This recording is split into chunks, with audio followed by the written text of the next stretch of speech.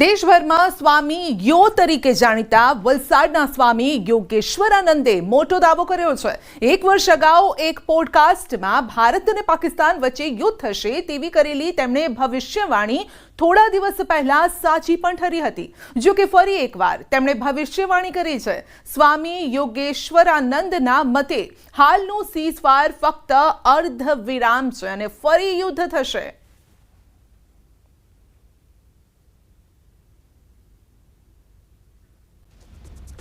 તો સ્વામી યો તરીકે જાણીતા છે યોગેશ્વરાનંદ।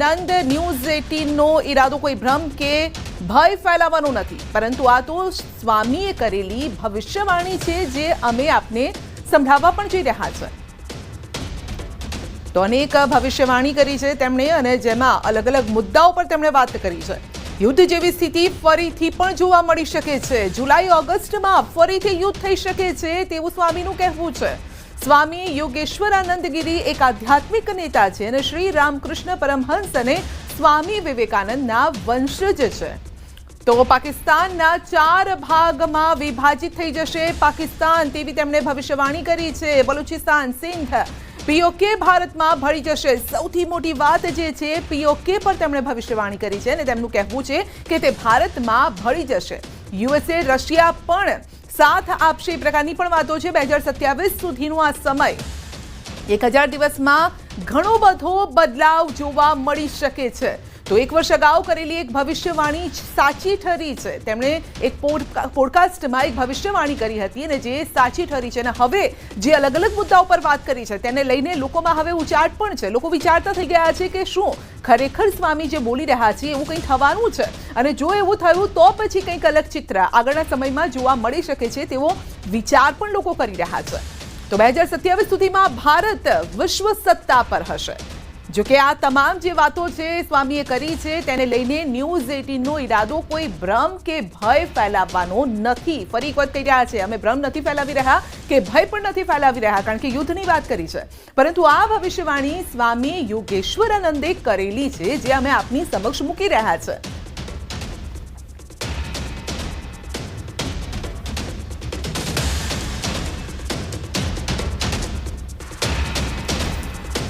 હું આજે પણ માનું છું કે આજે સીઝફાયર વાળો ટર્મ અમે યુઝ કરીએ છીએ ને વર્ડ, એ સીઝફાયર ખરેખર નથી, અર્ધવિરામ છે।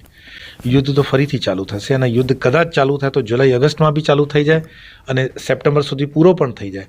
પણ માનો કે દેશકાલ પરિસ્થિતિ પાત્રના અનુરૂપે કોઈ કરેક્શન આવે તો પણ સપ્ટેમ્બરમાં આ યુદ્ધ નિર્ણાયક મોડ ઉપર આવી જ જશે અને એમાં ભારત વિજયી થવાનું જ છે। પાકિસ્તાનનો ભવિષ્ય એ 4 દેશોમાં વિભાજિત થઈ જશે। જેમ કે 14મી મે તો ઓલરેડી બલુચિસ્તાન તમે જોયું કે આ ઘોષણા થઈ ગઈ કે બલુચિસ્તાન સેપરેટ છે। પાણીની અછતના લીધે જે સિંધુ નદીની ટ્રીટી છે એ સિંધુ નદીનો પાણી પંજાબ થઈને સિંધુ ન પહોંચે તો સિંધુ દેશ પણ પંજાબથી અલગ થશે અને એ પાકિસ્તાનવાળો વિસ્તાર મુસ્લિમ પંજાબ ડોમિનેટેડ પખ્તુનવા સાથે પણ એનો ઝઘડો જ છે, એટલે આ અંદરો અંદર એકબીજા સાથે નહીં રહે અને પીઓકે વાળો જે ભાગ છે એ ભારતની અંદર આવી જશે। એ જે યુદ્ધ છે ફક્ત ભારત અને પાકિસ્તાન સુધી સીમિત નહીં રહે। આ યુદ્ધ જે છે મિડલ ઇસ્ટ અને યુરોપમાં થતો, અમેરિકા પણ એમાં ઇન્વોલ્વ થશે, રશિયા પણ ઇન્વોલ્વ થશે અને મોટી જેટલી બી સત્તાઓ છે ચાઇના, જાપાન, એટલે આ અમે જે જઈ રહ્યા છીએ એ વિશ્વ યુદ્ધ તરફ જઈ રહ્યા છે। 2027 સુધીનો જે સમય છે એ બહુ આપણે કહીએ કે ચેલેન્જિંગ સમય છે 1000 દિવસવાળો અને 1000 દિવસમાં ઘણો બધો નુકસાન થશે। બૃહસ્પતિની જે ચાલ છે અત્યારે આપણે કહીએ કે અતિચારી થઈ ગયું, પણ અમારી કુંડલીમાં, ભારત દેશની કુંડલીમાં અમે ગુરુસ્થાન ઉપર અમારા ફેવરમાં છે બૃહસ્પતિ અને જેના જન્મ કુંડલીમાં બૃહસ્પતિ ફેવરિંગ ન હોય એને નુકસાન થવાનું છે। તો યસ, ભારત માટે તો અમે ગુરુસ્થાન ઉપર પહોંચવાના છીએ। એ સાયન્ટિફિકલી પણ છે અને આધ્યાત્મિક પણ ઘોષણાઓ થયેલી છે। અરવિંદો ઘોષ હોય કે સ્વામી વિવેકાનંદ હોય એવી ઘોષણાઓ થયેલી જ છે। તો યસ, ભારત 2027 સુધી વિશ્વ સત્તા ઉપર આરામથી આવી જશે। પંચાયત હસ્તકના આરોગ્ય કર્મીઓની પડતર માંગણી મામલે ગાંધીનગરમાં આરોગ્ય વિભાગ સાથે આરોગ્ય કર્મચારી મહાસંઘની બેઠક યોજાઈ હતી। ગ્રેડ પેમાં સુધારો કરવા સરકાર સંમત થઈ હોવાનો આરોગ્ય કર્મચારી મહાસંઘે દાવો કર્યો છે। બેઠકમાં આરોગ્ય મંત્રીએ મુખ્યમંત્રી સાથે ચર્ચા કરી અને મળવાપાત્ર લાભો બાબતે નિર્ણય લેવાનું આશ્વાસન આપ્યું છે અને 12 દિવસમાં માંગણીઓ સંદર્ભે સરકાર પરિપત્ર જાહેર કરશે તેમજ 21 દિવસની હડતાલની રજાનો પગાર પણ અપાશે। લેવાશે। ખાતાકીય પરીક્ષા સેવા સળંગનો પરિપત્ર પણ ટૂંક સમયમાં જાહેર કરશે સરકાર। 1 થી 21 દિવસ સુધી અમારી હડતાલનો જે રજા પગાર હતો, રજા એડજસ્ટમેન્ટ, એ સરકાર એગ્રી થઈ ગઈ છે। ખાતાકીય પરીક્ષામાં અમે એગ્રી થઈ ગયા, સરકાર પણ એગ્રી થઈ ગઈ છે। તો આજના દિવસે જે ટેકનિકલ જે અમારો મેઇન મુદ્દો છે એમાં પણ સરકાર સંપૂર્ણપણે 100% પોઝિટિવ થઈ છે। સુરતના પાંડેસરામાં શિવમનગરમાં રહેતી 6 વર્ષની અનુષ્કા કુમારીનું ઝાડા ઉલટી બાદ મોત થયું છે। તાત્કાલિક સિવિલ હોસ્પિટલમાં લઈ જવાઈ હતી, પરંતુ સારવાર પહેલા જ ડોક્ટરે મૃત જાહેર કરી છે। બાળકીના પિતા 20 દિવસ પહેલા પરિવારને વતનથી સુરત લાવ્યા હતા। એકમાત્ર દીકરીના અચાનક અવસાનથી પરિવાર શોકમગ્ન છે। પાંડેસરા પોલીસે મૃતદેહને પીએમ માટે મોકલીને વધુ તપાસ હાથ ધરી છે। उसका बिल्कुल शाम को खेल रही थी, कूद रही थी, कोई दिक्कत नहीं थी। 11 साढ़े 11 बजा ना तो उसको उल्टी और पैखाना चालू हो गया। उसके बाद हमारे पास कॉल गया, हम सुबह कंपनी से 6 बजे हम आए। उसके बाद हम सीधे सिविल लेकर आए। सिविल जैसे ही लाए तो डॉक्टर ने अपना देखे, हल्का फल्का ट्रीटमेंट नहीं किए, मतलब चेक चाक किए हल्का फल्का, वो बच्ची बिल्कुल डेड कर गई थी, ट्रीटमेंट बिल्कुल नहीं हुआ। હળવદમાં ખનીજ વિભાગનો સપાટો સાપડા ગામે ગેરકાયદેસર ખનન પર દરોડા। હિટાચી ડમ્પર સહિત 1 કરોડનો મુદ્દામાલ જપ્ત કરાયો છે। ખનીજ માફિયા ઉપર બોલાવી છે તવાઈ।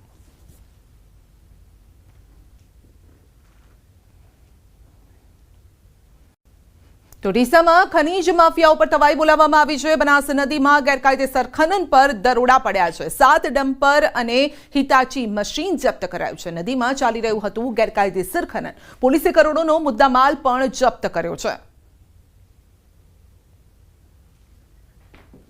તો નદીમાં ચાલી રહ્યું હતું ગેરકાયદેસર ખનન અને પોલીસે કરોડોનો મુદ્દામાલ જપ્ત કર્યો છે, જેના સબૂત પણ આપ જોઈ શકો છો કે અલગ અલગ ટ્રક્સ ત્યાં છે, હિતાચી મશીન પણ ત્યાં છે જે ખોદકામ માટે વાપરવામાં આવી રહ્યું છે, સાધનો પણ ત્યાં મળી આવ્યા છે।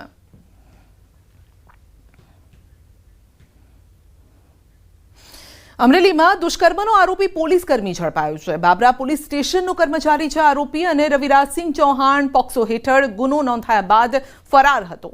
તો અમરેલી મહિલા પોલીસની ટીમે આરોપીની કરી છે ધરપકડ। સગીરા સાથે અડપલા કરીને દુષ્કર્મ આચર્યો હોવાની ફરિયાદ નોંધાઈ હતી। પોલીસે દુષ્કર્મના ગુનામાં આરોપી પોલીસકર્મીની ધરપકડ કરી છે।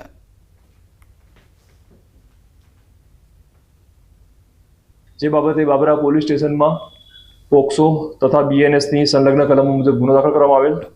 ત્યારબાદ રવિરાજસિંહ ચૌહાણ નાઓદારને 2 તારીખના રોજ રાત્રિના અટક કરી તેને તપાસ દરમિયાન અને કોર્ટ પ્રોડક્શન કરી રિમાન્ડ કાર્યવાહી કરવામાં આવેલ છે। હાલમાં રવિરાજસિંહના 3 દિવસના રિમાન્ડ લેવામાં આવેલ છે। તો અમરેલી મહિલા પોલીસની ટીમે તેને ઝડપી પાડ્યો છે। દુષ્કર્મનો આરોપી પોલીસ આખરે ઝડપાઈ ગયો છે। રક્ષક જ બન્યો હતો ભક્ષક। સગીરા પર દુષ્કર્મ આચર્યું હતું ને આખરે તે પકડાઈ ગયો છે। તો દુષ્કર્મનો આરોપી સગીરા સાથે દુષ્કર્મ આચર્યું હતું। ફરિયાદ નોંધાઈ હતી આ દુષ્કર્મની અને ત્યારબાદ તે ભાગતો ફરતો હતો। જો કે થોડા જ સમયમાં તેને પકડી લીધો છે પોલીસે। તો જોઈ લો આપની સ્ક્રીન પર રક્ષક જ આખરે ભક્ષક બની ગયા છે। ત્યારે લોકો પણ જ્યારે આ પ્રકારના કિસ્સા બનતા હોય છે ત્યારે પોલીસ પર જે વિશ્વાસ મૂકતા હોય છે તે વિશ્વાસ ઉઠી જતો હોય છે। આવા એકાદ બે આ પ્રકારના જ્યારે કિસ્સા સામે આવતા હોય છે ત્યારે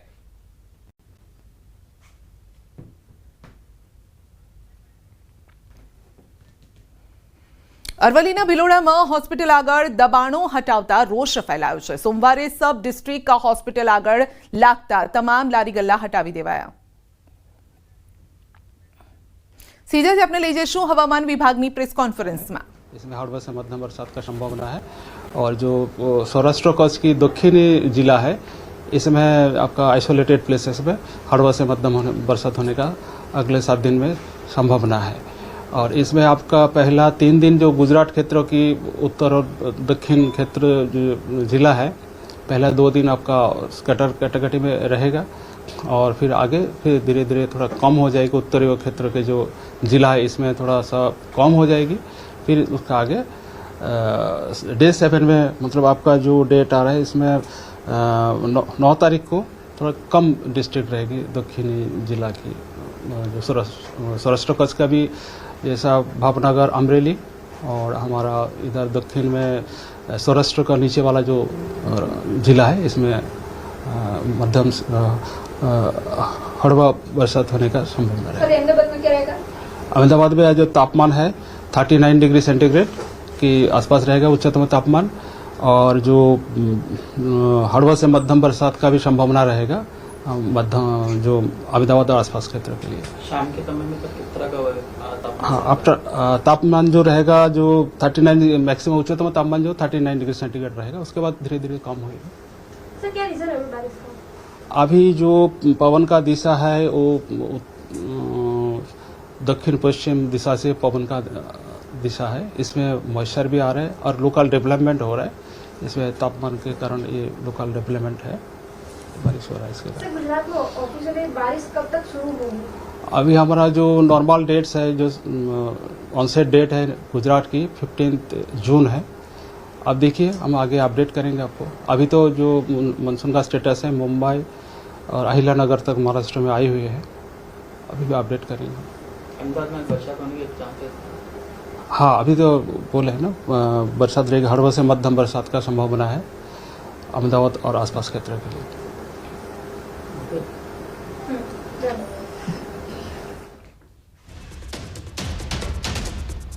વરસાદને લઈને હવામાન વિભાગની પ્રેસ કોન્ફરન્સ અને કહેવું છે કે 7 દિવસ હળવો વરસાદ રહી શકે છે. હાલ કોઈ એવો મોટો ભારે વરસાદ નહીં પડે, પરંતુ વરસાદ હળવો રહેશે.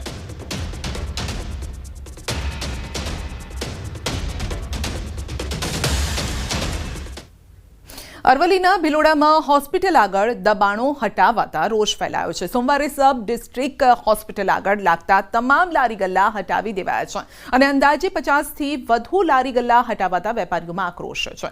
તેથી તમામ લારી ગલ્લા ધારકો સહિત વેપારીઓએ બજાર બંધ રાખીને વિરોધ નોંધાવ્યો. ભિલોડા ગ્રામ પંચાયત આગળ ધરણા કર્યા. ધંધા રોજગાર છીનવાતા વેપારીઓ નિરાધાર બન્યા છે અને તેથી તેઓ વૈકલ્પિક વ્યવસ્થા કરી આપવા માટે માંગ કરી રહ્યા છે. અમારે સિવિલના આગળ દરવાજા આગળ જે મેઇન નવો ગેટ બને ને તો ગલ્લો હતો. 2 મહિના પહેલા હટાવવાનું કીધેલું. શૌચાલય હતું, 5 લાખ રૂપિયાનું શૌચાલય તોડી નાખ્યું. એ વખત અમારો ગલ્લો હટાવ્યો હતો. અમારો ગલ્લો સહી સલામત રહેવો જોઈએ કઈ ને અમારો ધંધો એના પર જ છું. હું 4 છોકરા ને છોકરીઓ ને છે. અમે 10 જણાનો સ્ટાફ છે એમાં ઘેર ખાવાનો. કોટેજ હોસ્પિટલના આગળ મારી લારી હતી અને લારીને હટાવવા માટે પીડબ્લ્યુડીના માણસો, મામલતદારશ્રીને ગાડી હતી, એ લોકોએ અમને હટાવવાનું કહી અને બીજે દિવસે અમને નોટિસ આપી હતી. હવે એકદમ આવીને કે તમે હટાવો અહીંથી, અમે ક્યાં જઈએ? ધંધો હવે અમારો આ જ ચાલે. અમે વિધવા બૈરી, અમે ધંધો આ જ કરીએ, આના ઉપર અમારું જીવન ચાલે. લોનો આટલી બધી લઈ લીધી, હવે શું કરવાનું અમારે? અગાઉ પણ અમે પ્રયત્નો કરેલા છે અને હવે ફરીથી નવેસરથી આ લારી ગલ્લાવાળાઓને અમે વૈકલ્પિક વ્યવસ્થા થાય અને એમને પોતાની રોજીરોટી કમાઈ શકે. કારણ કે આ લારી ગલ્લાવાળાઓ પોતાની બહુ નાની આવકો ધરાવે છે, રોજ કમાઈને રોજ ખાવાવાળા વ્યક્તિઓ છે, તો એ લોકોની રોજીરોટી ન છીનવાય એ અનુસંધાને પંચાયત કલેક્ટરશ્રી પાસેથી આ લોકોની વૈકલ્પિક વ્યવસ્થા થાય એ માટે પ્રયત્ન કરશે. દાહોદ જિલ્લાના ઉસરા ગામની ગ્રામ પંચાયત ચૂંટણીને લઈને ગ્રામજનો દ્વારા જિલ્લા કલેક્ટર કચેરી ખાતે આવેદનપત્ર આપવામાં આવ્યું. ગ્રામજનોએ વોર્ડ નંબર 5 થી 8 સુધીમાં એસટી માટે ફાળવેલી સીટ ઓબીસી માટે રાખવાની માંગ કરી છે. તેઓએ કહ્યું છે કે જો માંગણી ન સંતોષાય તો ચૂંટણી બહિષ્કાર કરવામાં આવશે. તેઓએ અગાઉ પણ 2022 અને 2024માં સીએમઓ અને પીએમઓ સુધી રજૂઆત કરી હતી. આજે કલેક્ટર સાહેબને આવેદનપત્ર આપ્યું છે. અમારા ઉસરા ગામની અંદર ઓબીસી સમાજની 72% જેટલી વસ્તી ધરાવતું ગામ છે. તેમ છતાં અમે અમારી સીટ આવશે એ આશામાં હતા, પણ આજે જ્યારે જાહેરનામું પ્રસિદ્ધ થયું છે ત્યારે અમારા 4 જેટલા વોર્ડ જે છે, ward number 5, ward number 6, ward number 7 અને વોર્ડ નંબર 8ની અંદર અમારે મહદઅંશે જે ઓબીસી સમાજના વોટરો રહે છે, ત્યાં એસટી સમાજનો એક પણ વોટ ન હોવા છતાં પણ એસટીની સીટ જાહેર કરેલી છે. આવનાર સમયમાં જો અમારી માંગ નહીં સંતોષાય તો તમામ ગામજનો મતદારો કહેશે એ પ્રમાણે અમે બહિષ્કાર ચૂંટણીનો કરવો પડશે, તો એ પણ કરીશું. અને હવે વાત કરીશું કોરોનાની ચોથી લહેરની.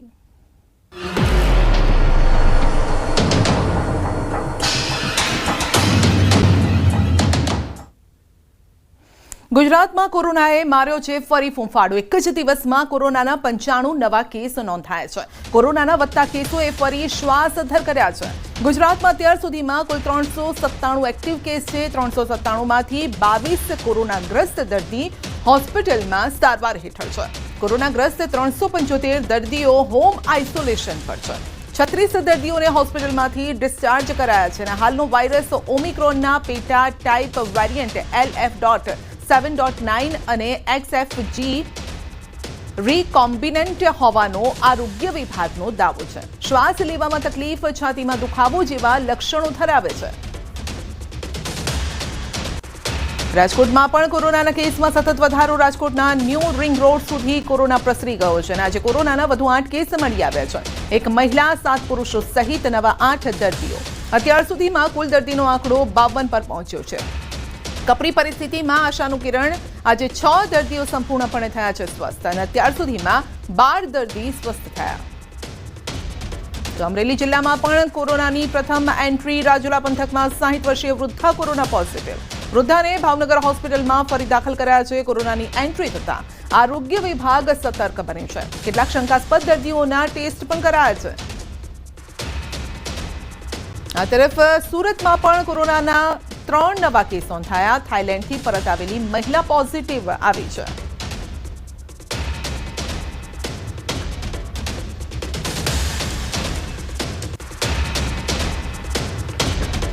તો દેશમાં સતત વધી રહ્યા છે કોરોનાના કેસ. દેશમાં કોરોનાના સક્રિય કેસનો આંકડો 4000ને પાર પહોંચ્યો છે. દેશમાં એક્ટિવ કેસની સંખ્યા વધીને 4026 થઈ છે. તો 24 કલાકમાં દેશમાં કોરોનાથી 5 લોકોના મોત થયા છે. ગુજરાતમાં પણ કોરોનાના કેસમાં વધારો થઈ રહ્યો છે.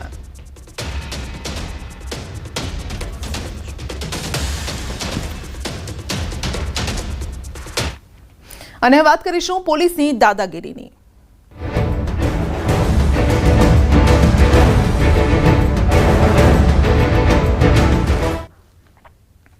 સુરેન્દ્રનગરમાં ન્યૂઝ 18ના અહેવાલની અસર થઈ છે. પોલીસ દાદાગીરીના અહેવાલ બાદ તપાસના આદેશ અપાયા છે. સુરેન્દ્રનગર એસપીએ ડીવાયએસપી કક્ષાના અધિકારીને સોંપી છે તપાસ. ધ્રાંગધ્રા ડીવાયએસપી જેડી પુરોહિત કરશે બનાવની તપાસ. પોલીસની દાદાગીરીનો વિડીયો વાયરલ થયો છે અને પોલીસ મૃતકના સગા વચ્ચે બબાલ થઈ હતી. મૃતકના સગાને લાફા ઝીંકતો પોલીસનો વિડીયો વાયરલ થયો છે. વિડીયોમાં પીઆઈ BC છત્રાલિયા નજરે પડ્યા છે. અન્ય પોલીસકર્મી પણ વિડીયોમાં નજરે પડ્યા છે. મૃતકના પોસ્ટમોર્ટમ સમયે બબાલ થઈ હતી.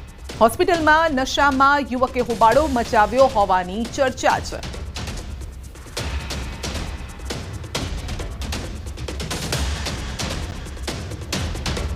આ બનાવને ધ્યાને લઈ અને ડીવાયએસપી ધાંગધ્રાને એક ઇન્ક્વાયરી આપવામાં આવેલી છે.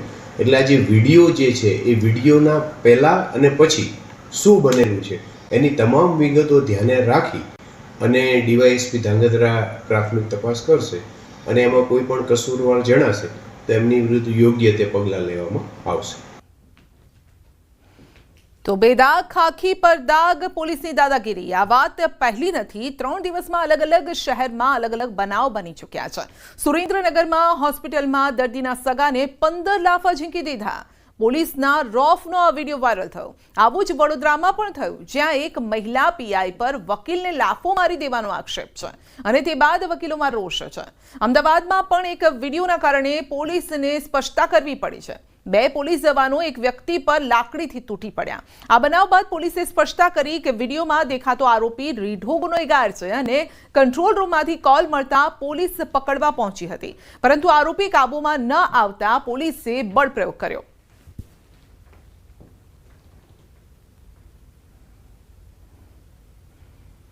ગુજરાત પોલીસના કેટલાક જવાનોએ પોલીસની બેદાગ ખાખી વર્દીને લાંછન લગાવ્યું છે. પોલીસની બેદાગ ખાખીને કલંક લગાવ્યું છે અને છેલ્લા 5 દિવસમાં 4 બનાવોએ પોલીસની ખાખી વર્દી પર કલંક લગાવ્યું. અમરેલીમાં એક પોલીસકર્મી સામે દુષ્કર્મની ફરિયાદ નોંધાઈ. મહેશ સોલંકી નામના પોલીસકર્મી સામે 30 વર્ષની મહિલા સાથે દુષ્કર્મની ફરિયાદ નોંધાઈ. અમરેલીના બાબરામાં પણ એક પોલીસકર્મી હેવાન બની ગયો. રવિરાજસિંહ ચૌહાણ નામના આ પોલીસકર્મીએ 14 વર્ષની સગીરા સાથે દુષ્કર્મ આચર્યું અને 2 બનાવો નશામાં ચોર બનીને અકસ્માત કરનારા છે. અમદાવાદના સાઉથ બોપલમાં પોતાની ઓળખ પીઆઈ તરીકે આપનાર શખ્સે નશામાં ચોર બનીને અકસ્માત કર્યો. તો 25મી મે વડોદરાના છાણીમાં એક વર્દીધારી પોલીસકર્મીએ નશામાં ચોર બનીને 3 વાહનોને અડફેટે લીધા.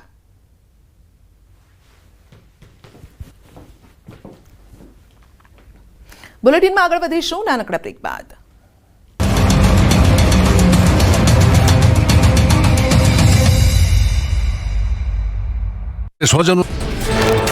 અમદાવાદ ઇન્દોર હાઈવે પર ગમખ્વાર અકસ્માત. પૂરપાટ આવતી કાર બાઇકને ટક્કર મારી ટ્રકમાં ઘૂસી. કારમાં પાછળ બેઠેલા યુવકનું મોત, 3ને ગંભીર ઈજા.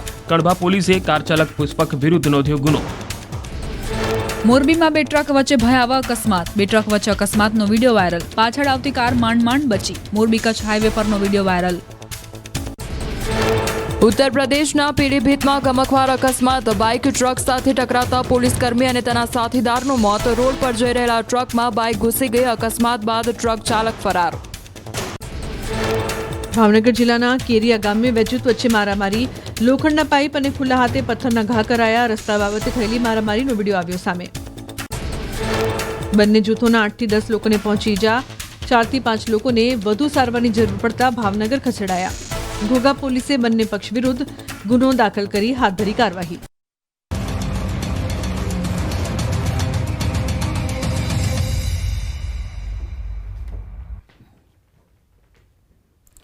સુરત શહેરના દિલ્હી ગેટ મુખ્ય માર્ગ પર ઢાંકણ વગરની ખુલ્લી ગટર સામે મનપા તંત્ર નિષ્ક્રિય છે. માસૂમ કેદારના કરુણ અવસાન પછી પણ તંત્ર દ્વારા કોઈ જ પગલાં નથી લેવાયા. અંદાજે 15 ફૂટ ઊંડી આ ગટરમાં કોઈ પણ સમયે ગંભીર અકસ્માત થઈ શકે છે. રસ્તે હજારો વાહનો પસાર થાય છે અને છતાં પણ કોઈ પણ ચેતવણી કે બેરિકેડ મૂકવામાં આવ્યા નથી. તંત્રના બેદરકાર વલણ સામે નાગરિકોમાં આક્રોશ છે.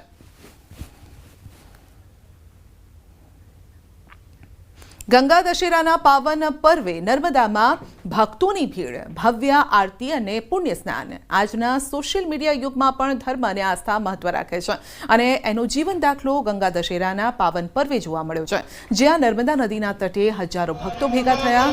ગુજરાતના નર્મદા જિલ્લામાં ખાસ કરીને પોઈચા ગામના ચાણોદ ખાતે ત્રિવેણી સંગમ પર ભવ્ય આરતી, દીવડા પ્રવાહ અને ચણાની પ્રસાદી વિતરિત કરવામાં આવે છે. તો ભગવાનના આશીર્વાદ મેળવવા માટે ભક્તો નર્મદાના મૈયાનું સ્નાન કરી ગંગાજીના સમાન પુણ્યની પ્રાપ્તિ કરતા હોય છે. તો માન્યતા પ્રમાણે આ દિવસે નર્મદામાં સ્નાન કરવાથી 7 જન્મ સુધીના પાપો દૂર થાય છે. આ પર્વ 26 મેથી 5 જૂન સુધી ઉજવાઈ રહ્યું છે અને અનેક ધાર્મિક કાર્યક્રમોનું આયોજન પણ કરવામાં આવ્યું છે.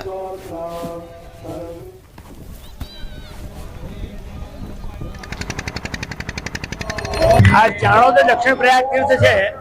આ તીર્થની અંદર ગંગા દશહરા મહોત્સવ આ 27 તારીખથી શરૂ થઈ 5 તારીખ સુધી ચાલશે. ગંગા દશેરાનો દિવસ છે. 10 દિવસ બધા ભક્તો આવે છે અહીંયા દર્શન કરવા અને ધન્યતા અનુભવે છે. મા નર્મદાજીના ભક્તિભાવપૂર્વક જેઠ માસની પ્રતિપદાથી 10 દિવસ સુધી આ પર્વ ઉજવાય છે, જ્યાં નર્મદાજીનું પૂજન અર્ચન ભક્તો આવીને અહીંયા ઘણો બધો લાભ લે છે. નર્મદે સર્વદે વિશ્વમાં એક એવી નદી છે માં નર્મદા, જેની પરિક્રમા કરાય છે. ખાસ વાત કરીએ તો હાલ જ જે પંચકોશી પરિક્રમા ગયા બાદ આજે ગંગા દશેરાના દિવસો આવ્યા છે. આ ગંગા દશેરાના દિવસોમાં ખાસ કરીને વાત કરીએ તો જે માં નર્મદા છે એ નર્મદા તટ પર લોકો પુણ્યતાને લીધે અહીં ગંગા સ્નાન જેવું નર્મદા સ્નાન કરી રહ્યા છે. કહેવાય છે કે વર્ષમાં એકવાર જે ગંગા અને નર્મદા એકવાર આ નદી, 2 નદીઓ મળે છે અને જેને લીધે જ આજે નર્મદાનું પાણી છે એ ગંગા જેવું દેખાય છે. કહી શકાય કે જે માં નર્મદા છે એ માં નર્મદા એક એવી કુંવારી નદી છે કે જે દરિયાને મળતી નથી. ત્યારે હાલ તો જે માં નર્મદાની દશેરા જે ચાલી રહી છે, આ દશેરામાં મોટી સંખ્યામાં ભક્તો પોતાનું દાન પુણ્ય અને જે ખાસ જે કરેલા કર્મ છે જેને પાપ ધોવા માટે માં નર્મદાના સ્નાન માટે આવે છે. એટલે કહી શકાય કે જે માં નર્મદાના આજે દશેરા ચાલી રહ્યા છે એ દશેરાને લઈ મોટી સંખ્યામાં ભક્તો માં નર્મદાના સ્નાને ઉમટી રહ્યા છે. દીપક પટેલ, ન્યૂઝ 18 ગુજરાતી, નર્મદા. આગામી 11 જૂન જેઠ સુદ પૂનમના રોજ ભગવાન જગન્નાથજીની પાવન જળ યાત્રા મહોત્સવ ઉજવવામાં આવશે. આ શુભ પ્રસંગે સાબરમતીના ભૂદર પાસે વિશેષ પૂજા વિધિ યોજાશે. 108 કુંભના જળથી ભગવાનનો અભિષેક કરવામાં આવશે. ધજા, પતાકાઓ અને ગજરાજ સાથે શોભાયાત્રા નીકળશે, જેમાં રાજકીય મહાનુભાવો, સંતો, મહંતોને આમંત્રણ અપાયું છે.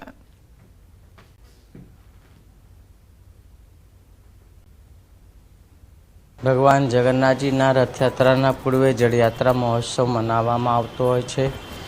જ્યેષ્ઠ સુદ પૂર્ણિમાના દિવસે ભગવાનનો જળયાત્રા મહોત્સવ મનાવવામાં આવતો હોય છે. જળયાત્રા મહોત્સવમાં 108 કળશ, ધજા, પતાકા, નિશાન, ડંકા સાથે અનેક ભક્તોની અને સાધુ સંતોની ગજરાજ અને સૌની ઉપસ્થિતિમાં ગંગા પૂજન કરી 108 ઘડામાં જળ લાવીને ભગવાનને જ્યેષ્ઠા અભિષેક સ્નાન કરાવવામાં આવતો છે. ભરૂચ જિલ્લામાં મનરેગા યોજનામાં મોટું કૌભાંડ બહાર આવતા જ ભારે ખળભળાટ મચી ગયો છે. ભરૂચના 58 ગામોમાં અંદાજે ₹7.30 કરોડના ગેરવ્યવહારની આશંકા વ્યક્ત કરાઈ અને ત્યારે આ મામલે ભ્રષ્ટાચાર સામે ઊંચો અવાજ ઉઠાવતા ભરૂચના સાંસદ મનસુખ વસાવાનું પણ નિવેદન છે. તેઓએ કહ્યું છે કે કામોની 2-3 વર્ષ પછી તપાસ થાય છે, જે અયોગ્ય છે. સરકારે મનરેગા જેવી ગરીબોની યોજના સફળ બને તે માટે સિસ્ટમમાં સુધારા લાવવા હોય છે. આવા કૌભાંડમાં માત્ર નાના કર્મચારીઓનો જ ભોગ લેવાય છે. સ્થાનિક સ્તરે મોનિટરિંગ કડક બનાવવું જોઈએ અને જવાબદારી પણ નિશ્ચિત થવી જોઈએ.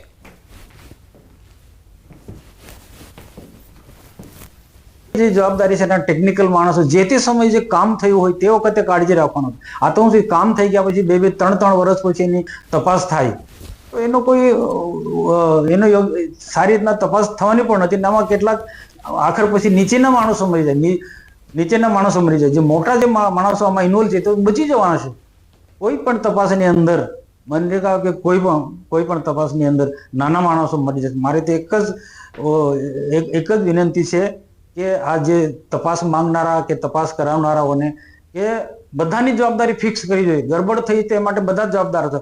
મંત્રી જવાબદાર છે, સચિવ જવાબદાર છે, કમિશનર જવાબદાર છે, ડીડીઓ જવાબદાર છે, ડીઆરડી નિયામક જવાબદાર છે. સૂત્રાપાડાના લાખાપર ગામે આદમખોર દીપડાનો આતંક છે. વાડીએ પોતાના જ ખેતરમાં પાકનું રક્ષણ કરતા ખેડૂત પર હુમલો કરતા ખેડૂતનું ઘટના સ્થળે જ મોત થયું છે. વહેલી સવારે પરિવારજનો ખેતરે જઈને તપાસ કરતા હતા. ઘટના સ્થળથી 50 મીટર દૂર મૃતદેહ હાથમાં આવ્યો છે.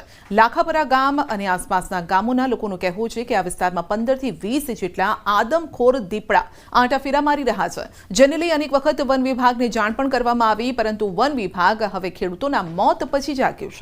હાલ ગામ લોકો ભયના ઉથાર હેઠળ જીવી રહ્યા છે.